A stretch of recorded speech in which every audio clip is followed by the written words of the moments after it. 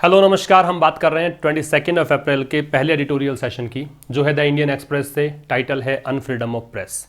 हमेशा की तरह मैं फिर बोलूँगा आपसे कि आप सेशन को कंप्लीट देखें, हर छोटी छोटी चीज़ को नोट करें, रिवीजन करते रहें। और यहाँ पर देखिए वर्ड जो इंपॉर्टेंट हैं, जो मुश्किल हैं, वो मैंने उसी के सामने उसका मीनिंग लिख कर दिया है आपको। तो ज़्यादा मुश्किलें नहीं आएंगी अगर आप इसको खुद से पहले पढ़ लेंगे। टेलीग्राम चैनल पर जाइए, इसका पीडीएफ उठाइए, रीड करो पहले, उसके बाद में इसको देखिए सेशन को, ज़्यादा अच्छे रिजल्ट आपके आएंगे। तो देखिए इस सेशन को हम स्टार्ट करें उससे पहले एक क्वेश्चन था, एक बच्चे ने पूछा था। बच्चे का नाम विशेष है। उन्होंने पूछा कि कल एक वर्ड यूज़ किया गया था सेलेक्ट कंपनीज़, तो उनका कहना है कि सेलेक्टेड नहीं हो सकता क्या। देखिए उनका सोचना भी ठीक है, उनको लग रहा होगा कि सेलेक्ट एक वर्ब है, सेलेक्टेड एक एडजेक्टिव है, लेकिन ऐसा नहीं है। दोनों एडजेक्टिव्स हो सकते हैं, दोनों ही एडजेक्टिव्स हो सकते हैं और एडजेक्टिव फॉर्म में ही उसका यूज़ किया गया है। फ़र्क क्या है? सेलेक्ट का मतलब होता है एक्सीलेंट, जो बेहतरीन हो, श्रेष्ठ हो, है ना, सुपीरियर भी कह सकते हो इसको। तो कल जो सेलेक्ट कंपनीज था वो एक्सीलेंट कंपनीज, सुपीरियर कंपनीज के लिए था। सेलेक्टेड जो होता है इसका मतलब है कि एक ग्रुप है, जैसे मान लीजिए 100 और 150 कंपनीज का एक ग्रुप है, उसमें से कुछ चुनी हुई कंपनी है, उनके लिए सेलेक्टेड यूज करते हैं। तो सेलेक्ट वहां पे गलत नहीं था, बिल्कुल परफेक्ट था। ठीक है, ठीक है, विशेष समझ गए होंगे आप इसका मीनिंग क्या है। अगला जो सेशन आपको मिलेगा द हिंदू एडिटोरियल का शाम को 5 बजे, वहां मैंने डिस्कस किया है। एक बच्चे ने पूछा था दैट का प्रयोग कब रिलेटिव प्रोनाउन के रूप में करते हैं, कब कंजंक्शन के रूप में करते हैं और कैसे पता लगता है। साहिल राजा स्टूडेंट का नाम है, उन्होंने पूछा एक क्वेश्चन और मैंने वहां पे बताया पूरा विस्तार से कि डिटर्मिनर भी हो सकता है, ये एक डेमोन्स्ट्रेटिव प्रोनाउन भी हो सकता है, ये एक एडवर्ब के रूप में भी यूज आप कर सकते हो। इसका प्रयोग आप रिलेटिव प्रोनाउन के रूप में भी कर सकते हो और कंजंक्शन के रूप में भी कर सकते हो। कब कब कर सकते हैं वहां पे आप जाके देखेंगे, विस्तार से समझ में आएगा। एक और क्वेश्चन पूछा गया था, मुझे स्टूडेंट का नाम याद नहीं आ रहा, स्पेशली और स्पेशली इनमें डिफरेंस क्या है, ये भी आप वहां जाके देखें। शाम को जो 5 बजे सेशन आपको मिलेगा वहां मैंने चर्चा की है इस बारे में भी। तो ये क्वेश्चन भी था। तो कुछ क्वेश्चंस कमेंट सेक्शन से मैंने उठाए हैं और डिस्कस किए हैं आपके सामने। चलिए अब बात करते हैं आज के एडिटोरियल की। तो इस सेशन को भी आप मैक्सिमम शेयर करें दोस्तों के साथ, ताकि और लोग भी जुड़ सके चैनल पर और जान सकें कि इंग्लिश बहुत आसान है अगर इस तरह से पढ़ी जाए। तो देखिए क्या बोलना चाह रहे हैं एडिटोरियल। इन जनवरी में, ठीक है, मंथ के नेम से पहले इन लगता है। अगर मंथ के साथ डेट भी मेंशन होती तो हम ऑन लगाते हैं। Ruling on the blocking of the internet. Ruling का मतलब यहां पे आदेश से है, ऑर्डर से है। ब्लॉकिंग का मतलब है बंद कर देने से है, और इंटरनेट के बंद कर देने की बात है। तो जो रूलिंग थी, जो ऑर्डर आया था किसको लेकर, इंटरनेट को ब्लॉक कर देने को लेकर, इन जम्मू एंड कश्मीर। कहां पर? तो ये प्लेस का नाम हो गया जम्मू कश्मीर में। आफ्टर द एब्रगेशन, मैंने इसका फोनेटिक ट्रांसक्रिप्शन लिखा है क्योंकि पढ़ना आपको आना चाहिए, इसको एब्रगेशन बोलते हैं। ठीक है, आपको फोनेटिक नहीं पढ़ना आता, मैं बता रहा हूं, वैसे लिख लीजिए, हिंदी में लिख लीजिए अब्रगेशन। ठीक है, वैसे फोनेटिक ट्रांसक्रिप्शन इसका ये होता है। अब अब्रगेशन का मतलब क्या होता है? रिवोकेशन और रिपील। रिवोकेशन और रिपील का मतलब क्या है? नलीफाई कर देना। मतलब कोई धारा है, ये जो आर्टिकल 370 है ना, इसको नलीफाई कर दिया, इसको हटा दिया था, इसको स्क्रैप कर दिया था, इसको बोला है एब्रगेशन। एब्रगेशन एब्रगेट करने का प्रोसेस है। ठीक है, ये नाउन है। तो जनवरी में इंटरनेट को ब्लॉक कर देने का जो निर्णय था इन जम्मू एंड कश्मीर, जम्मू कश्मीर में, कब? After the abrogation of article 370। जब आर्टिकल 370 को हटा दिया गया था, इसको एब्रोगेट कर दिया गया था, इसके बाद एक निर्णय लिया गया इंटरनेट को बैन कर देने का। तो फिर कहना चाह रहा है कि the Supreme Court laid down. Laid down है वो ले डाउन की सेकेंड फॉर्म है। किसकी सेकेंड फॉर्म है? ले डाउन की। ले की सेकेंड फॉर्म लेड है। इसका मतलब क्या है? देखिए, to state officially what someone must do और how they must do it. एक प्रकार से रूल फॉर्मुलेट करने को बोलते हैं, नियम बनाने को बोलते हैं कि किसी व्यक्ति को क्या करना चाहिए और कैसे करना चाहिए वो बताया गया है, तो उसको बोलते हैं लेड डाउन। ये सेकंड फॉर्म है। तो सुप्रीम कोर्ट से पहले दे लगता है, ये पता ही होना चाहिए आपको। तो सुप्रीम कोर्ट ने यहां पे लेट डाउन किया या नियम बनाया या फिर बताया कि क्या करना है, दैट की एक्सेस टू द इंटरनेट। अब एक्सेस के साथ में टू लगता है। एक्सेस का मतलब होता है पहुंच होना, और इसके साथ साथ एक दो वर्ड और लिख लीजिए। एक वर्ड होता है ASSES, इसको हम पढ़ते हैं असेस। क्या पढ़ते हैं? असेस। असेस का मतलब इवेल्युएट करना होता है, इंग्लिश में इसका सिनोनिम हो जाएगा इवेल्युएट। जांचना, मूल्यांकन करना, एस्टिमेट लगाना, ठीक है। एक वर्ड होता है EXCESS, एक्सेस, इसका मतलब होता है ज्यादा, सुपरफ्लूअस, मोर देन रिक्वायर्ड। तो ये कुछ कंफ्यूजिंग वर्ड्स हैं, याद रखिएगा। असेस का इवेल्युएट करना है, एक्सेस का मतलब ज्यादा है, मोर देन रिक्वायर्ड है।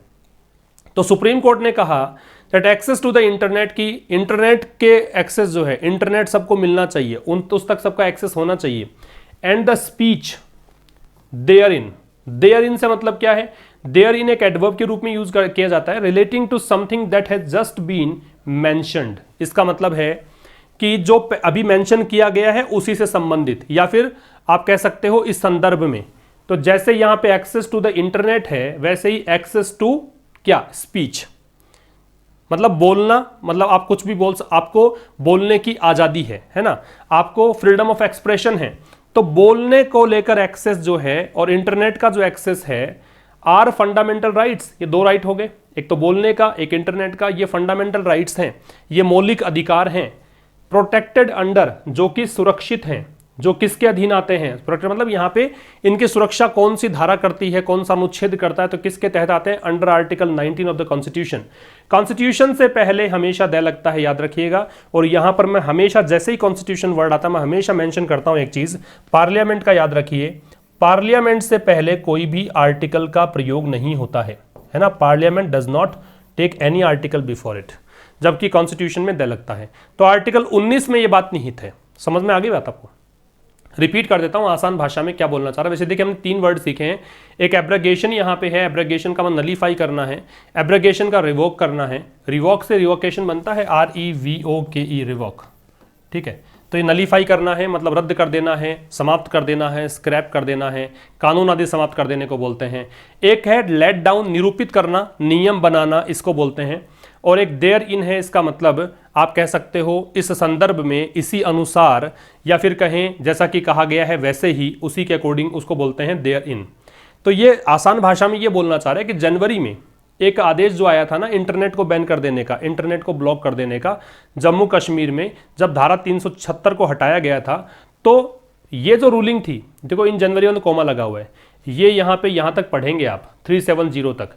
तो जो इंटरनेट को ब्लॉक कर देने की जो रूलिंग है, उसको जो ऑर्डर है जम्मू कश्मीर में एब्रोगेशन के बाद, आर्टिकल 370 को जो एब्रोगेट कर दिया गया था उसके बाद जो ये रूलिंग थी, तो जनवरी में क्या किया सुप्रीम कोर्ट ने, ये निरूपित किया, ये नया नियम, ये नियम दिया कि भी इंटरनेट का जो एक्सेस है और स्पीच का एक्सेस है, कि आप बोल भी सकते हैं, अपने विचार व्यक्त कर सकते हैं और इंटरनेट तक आपकी पहुंच होनी चाहिए। दोनों ही कैसे राइट्स हैं, फंडामेंटल राइट्स हैं, मौलिक अधिकार हैं। और ये किसके तहत संरक्षित हैं, ये आर्टिकल 19 में आते हैं कॉन्स्टिट्यूशन के। समझ में आ गया आपको?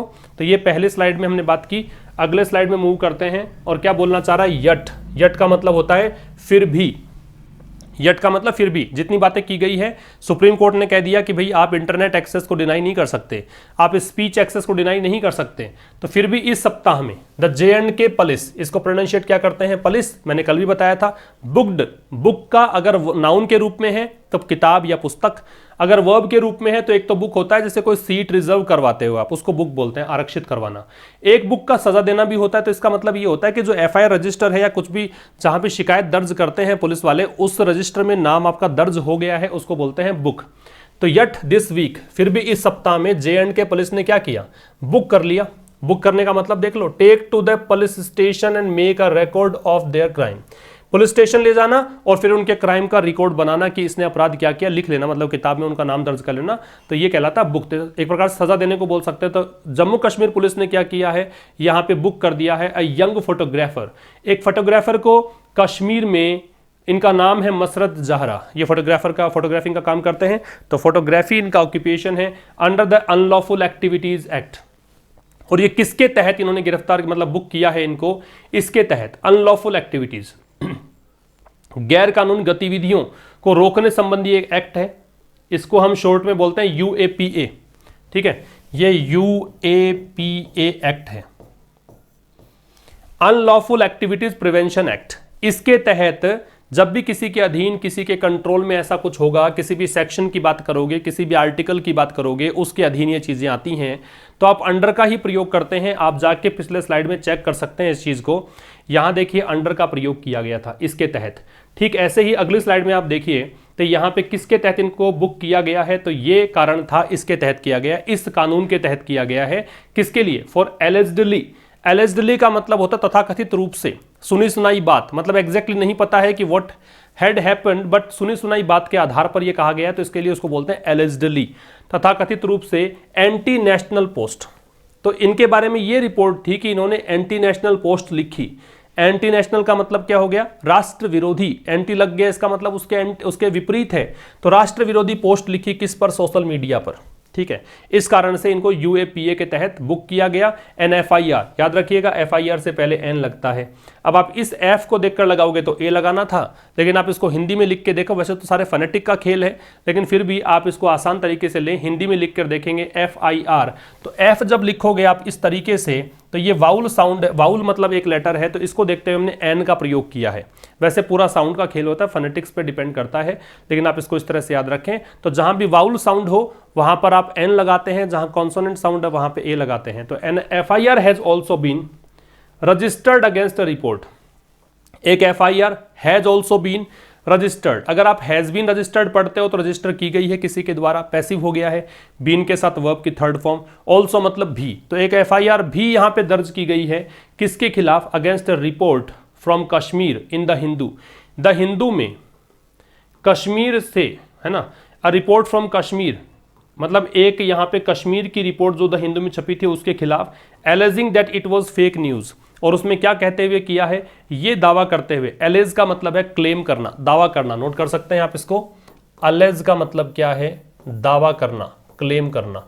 तो इसमें यह दावा किया गया है कि it was a fake news, कि एक फेक न्यूज है। फेक का समझते हो? फोर्जरी है, ऑथेंटिक नहीं है, रियल नहीं है, है ना, जाली, एकदम झूठी न्यूज है, ये कहा गया है।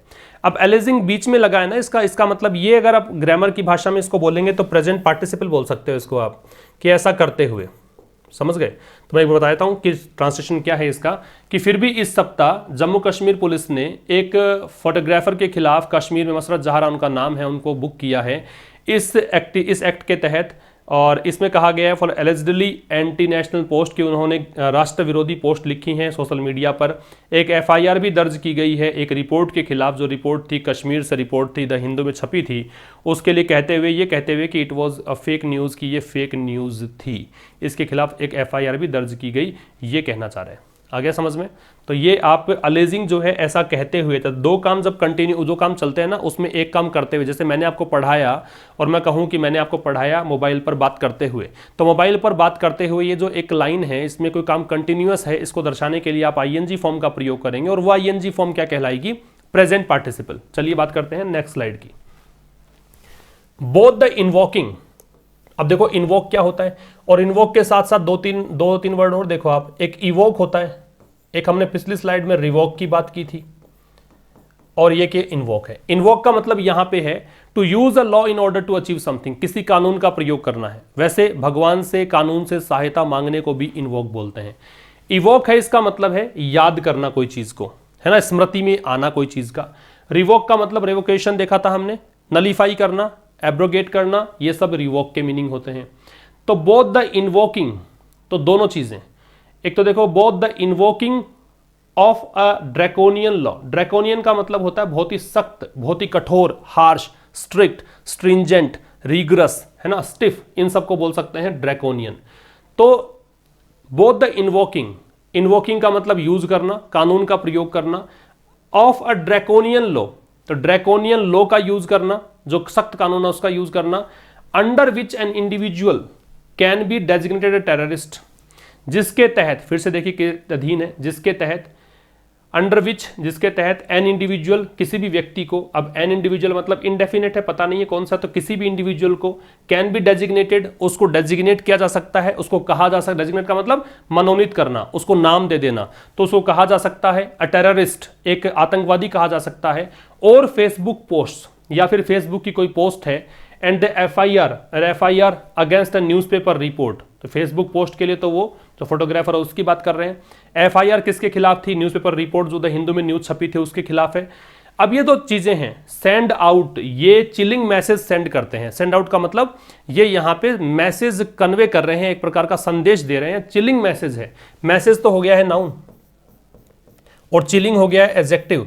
चिलिंग का मतलब फ्राइटेनिंग, भयावह, डरावना, टेरिबल, हॉरिफाइंग, ठीक है। ऑन फ्री स्पीच, किस चीज का मैसेज है, किस पर संदेश है ये? फ्री स्पीच, जो एक है ना कि आप अपने अभिव्यक्ति का आजादी जो आपको है, फ्री स्पीच की आजादी है। टू जर्नलिस्ट, पत्रकारों को, अक्रॉस द कंट्री, पूरे देश भर में। अक्रॉस जहां लग गया इसका मतलब एक तो आर पार होता है, एक पूरे देश भर में, पूरे विश्व में इसके लिए अक्रॉस का प्रयोग करता है। रिपीट कर रहा हूं, both the invoking of a draconian law under which an individual can be designated terrorist और फेसबुक पोस्ट। यहां तक का पार्ट पढ़ेंगे पहले आप, है ना। देखिएगा इसको क्या बोलना चाह रहा है।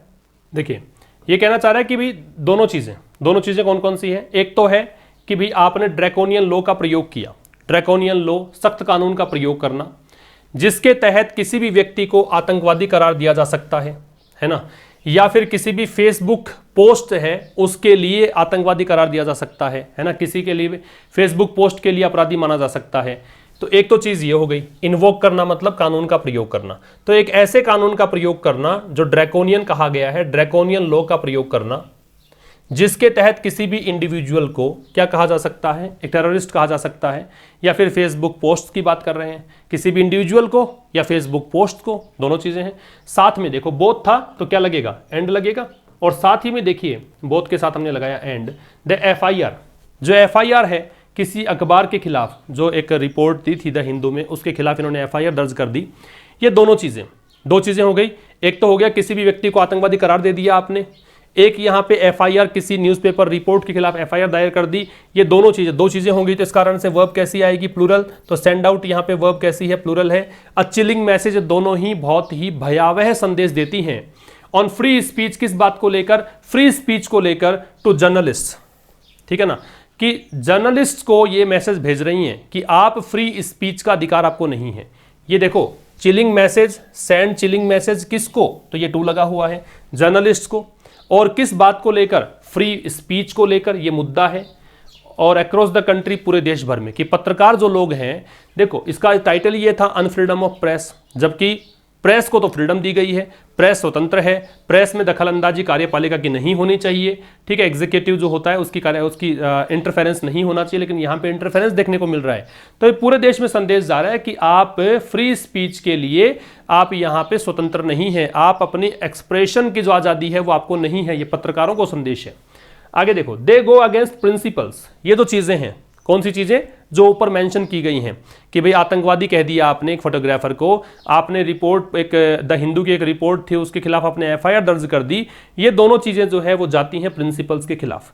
दे गो जाती हैं किसके खिलाफ, तो अगेंस्ट प्रिंसिपल, सिद्धांत। एक स्पेलिंग होती है PRINCIPAL, प्रिंसिपल, उसका मतलब प्रधानाचार्य होता है।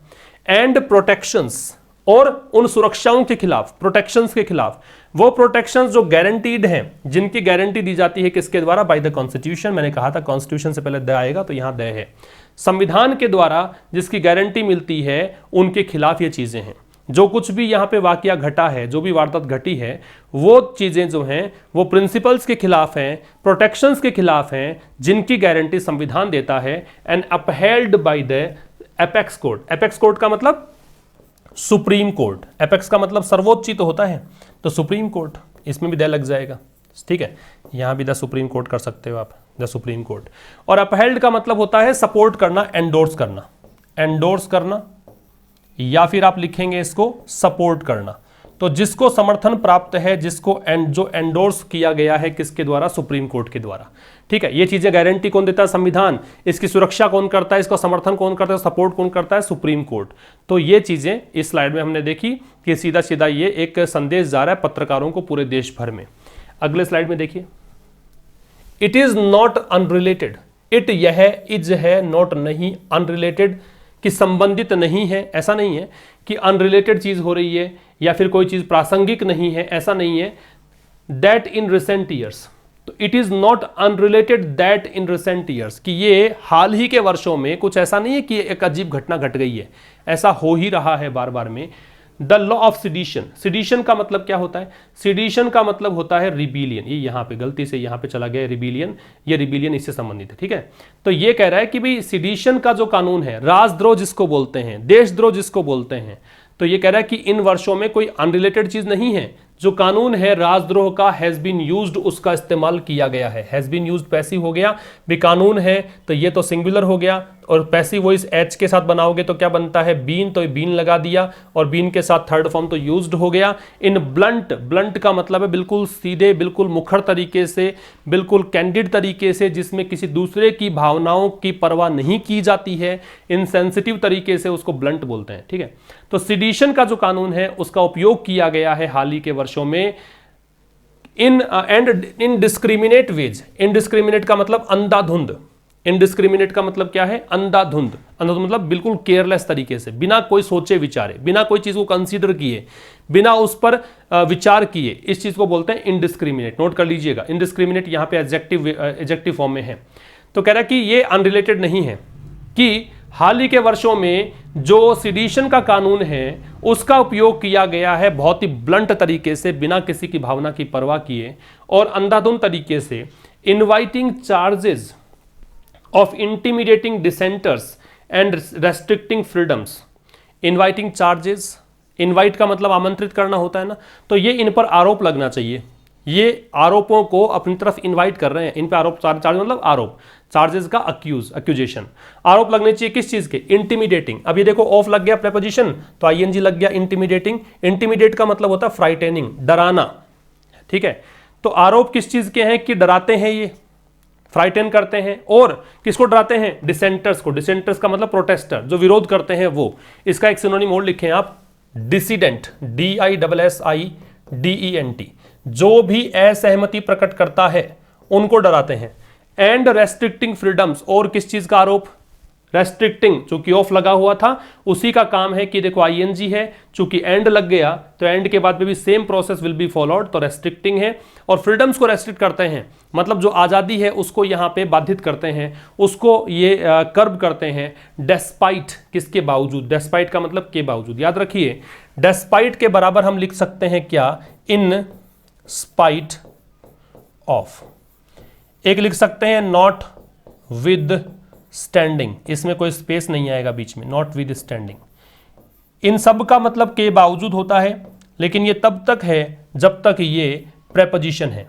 अगर डेस्पाइट प्रेपोजिशन है तो इसका मतलब के बावजूद है। अगर डेस्पाइट नाउन है तो इसका मतलब अलग है। अगर ये वर्ब है तो इसका मीनिंग अलग है। वर्ब है तो इसका मतलब अनॉय करना, टू मेक एंग्री, ये भी हो सकता है, गुस्सा दिलाना, किसी को चिढ़ाना।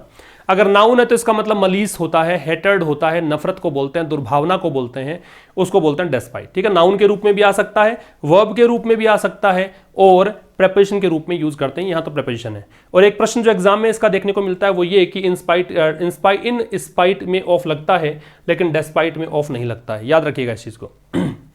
तो क्या कह रहा है कि भाई डिसेंटर्स के खिलाफ इंटिमिडेट करने के आरोप, इनको डराते हैं और रेस्ट्रिक्ट करते हैं इनकी फ्रीडम, डेस्पाइट इस चीज के बावजूद कि स्पेसिफिक कोर्ट रूलिंग्स की कुछ विशेष, स्पेसिफिक का मतलब विशेष, स्पेशल कोर्ट रूलिंग्स, कोर्ट के जो आदेश हैं, नियम हैं, ऑन व्हाट कॉन्स्टिट्यूट सिडिशन, किस चीज को लेकर, इस आधार पर, इस बेस पर, ऑन लग रहा है कि इस मुद्दे पर, क्या मुद्दा है कि व्हाट कॉन्स्टिट्यूट सिडिशन, के सिडिशन का मतलब क्या, सिडिशन बनाता क्या है। राजद्रोह, देशद्रोह किस श्रेणी में आता है? किसको बोलेंगे राजद्रोह, आप किसको बोलेंगे देशद्रोह?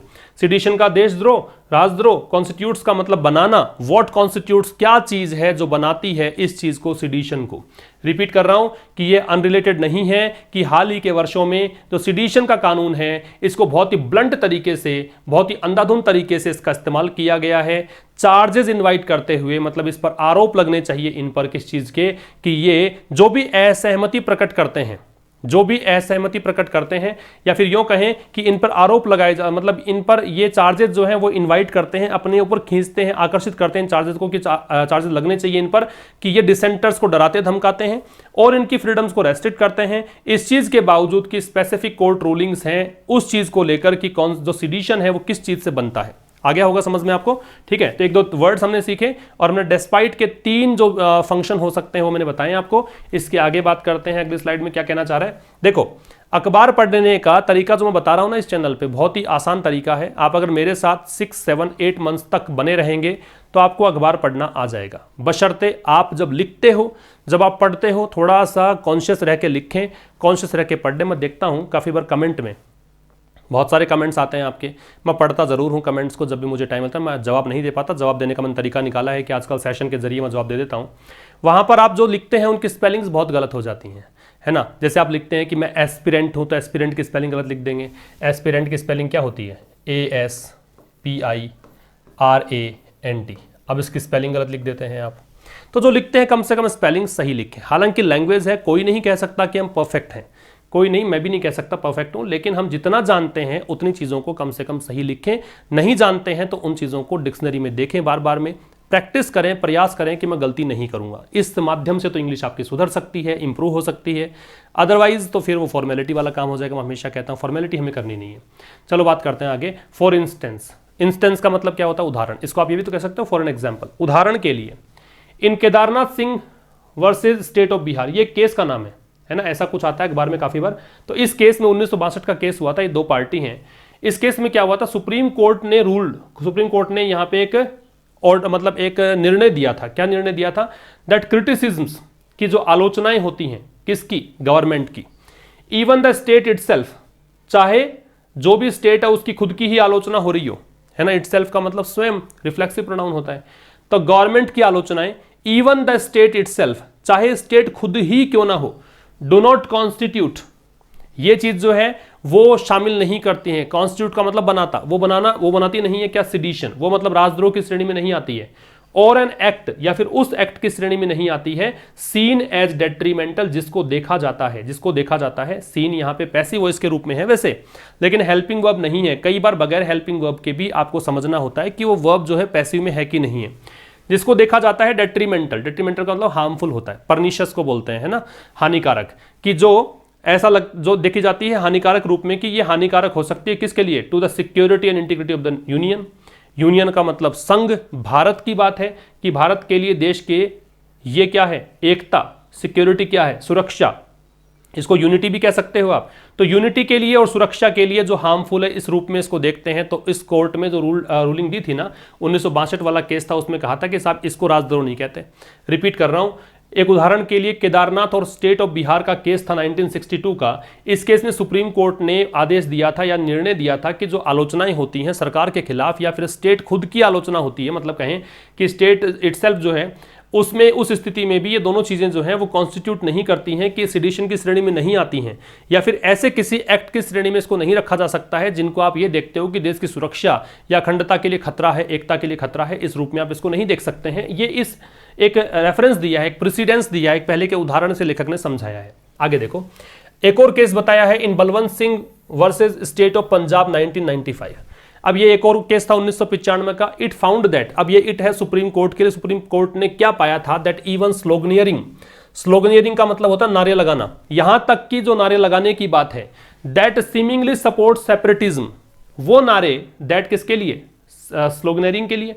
वो नारे जो कि सीमिंगली मतलब प्रतीत होते हैं, सपोर्ट्स मतलब ऐसा देखने पे लगता है कि ये सपोर्ट करते हैं, समर्थन करते हैं सेपरेटिज्म का। सेपरेटिज्म का मतलब है कि अपना राज्य, अपना तबका देश से अलग करने की चाहत, वो सेपरेटिज्म है, सेपरेट करने का प्रोसेस।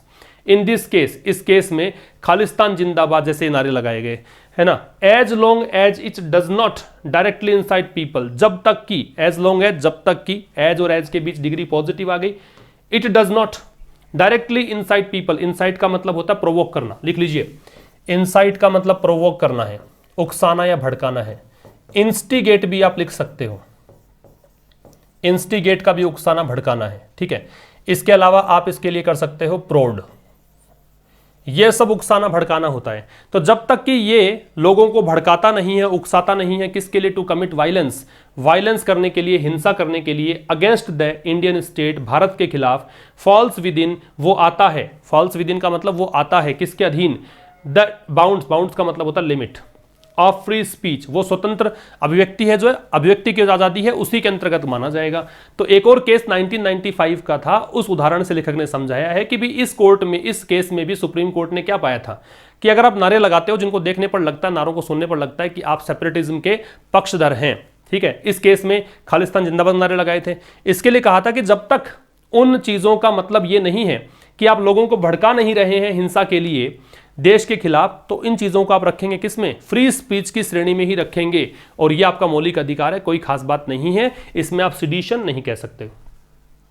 एक और देखिए, अकॉर्डिंग टू डेटा, इसको डेटा बोलते हैं, इसका सिंगुलर डेटम होता है, और मैंने बताया था कि आजकल डेटा का ही प्रयोग आप सिंगुलर और प्लूरल दोनों में करते हैं, तो डेटा सिंगुलर भी हो सकता है, प्लूरल भी, इन मॉडर्न इंग्लिश। तो according to data from the National Crimes Research Bureau, bureau की स्पेलिंग इंपॉर्टेंट हो सकती है, पूछ सकते हैं आपसे, मिस स्पेल्ट में याद रखिएगा। तो डेटा जो नेशनल क्राइम्स रिसर्च ब्यूरो से मिले हैं, है ना, तो इसके जो डेटा, इसके आंकड़े प्राप्त हुए हैं, उसके according there has been a study rise, there से सेंटेंस का स्टार्ट हुआ, देखो कॉमा लग गया, नया वाक्य स्टार्ट हो गया, तो देयर से स्टार्ट हुआ तो इन्वर्जन लगेगा, तो ये वर्ब है, ये सब्जेक्ट है, राइज यहाँ पे नाउन है, ये एडजेक्टिव है, ये यहाँ पे आर्टिकल लग गया, ठीक है। स्टडी राइज का धीरे धीरे बढ़ोतरी हुई है, मतलब लगातार बढ़ोतरी हुई है, स्टडी का वैसे धैर्य को बोलते हैं, है ना, और यहाँ पे है लगातार बढ़ोतरी हुई है। तो जो एनसीआरबी के आंकड़े हैं उससे पता लगा है कि धीरे धीरे बढ़ोतरी हुई है किसमें, in the number of sedition cases, sedition cases की संख्या में, जो राष्ट्रद्रोह देशद्रोह कहते हैं उन केसेस की संख्या में। कब से कब तक, 2014 से 2018 तक। 14 में कितने थे, इतने केसेस, इसमें कितने हो गए, 70 cases, and there have been only 4 convictions in that time, और उस समय कन्विक्शन कितने हुए, देखो एंड से नया वाक्य स्टार्ट हो गया, एंड कंजंक्शन का काम कर रहा है, तो देयर यहाँ पे शुरुआत कर रहा है, फिर से इन्वर्जन है, फिर से वर्ब पहले है, फिर ओनली 4 कन्विक्शंस। कन्विक्शंस का मतलब आरोप लगाना, केवल 4 लोगों पर आरोप तय हुए उस समय में, गिविंग क्रीडेंस, तो ये विश्वास दिलाता है, तो 4 पर ही आरोप तय करे, और लगाए कितने पे देशद्रोह, 70 पे लगाए हैं, 47 इस समय थे, आरोप तय हुए 4 पर ही केवल, तो ये दर्शाता है, ये विश्वास दिलाता है, टू द परसेप्शन, इस धारणा के प्रति विश्वास प्रबल करता है, परसेप्शन का मतलब धारणा, दैट की the law is being misused, कि इस कानून का दुरुपयोग किया जा रहा है। द लॉ, कौन सा लॉ, सिडिशन वाला, इसी कारण से द लगा हुआ है। इज बीइंग मिसयूज्ड पैसिव हो गया, इसका दुरुपयोग किया जा रहा है किसके लिए, टू कर्ब, कर्ब का मतलब होता है नियंत्रित करना, रेस्ट्रिक्ट करना। फंडामेंटल फ्रीडम्स, जो मौलिक स्वतंत्रताएं हैं, जो भी संविधान में आपको स्वतंत्रता के अधिकार हैं, उनका उल्लंघन किया जा रहा है, उनको कर्ब किया जा रहा है, यही यहाँ पे देखने में मिलता है, यही चीजें समझ में आती हैं। तो ये था आज के द इंडियन एक्सप्रेस का एडिटोरियल। मिलते हैं शाम को 5 बजे द हिंदू एडिटोरियल के साथ, तब तक के लिए नमस्कार, थैंक यू वेरी मच।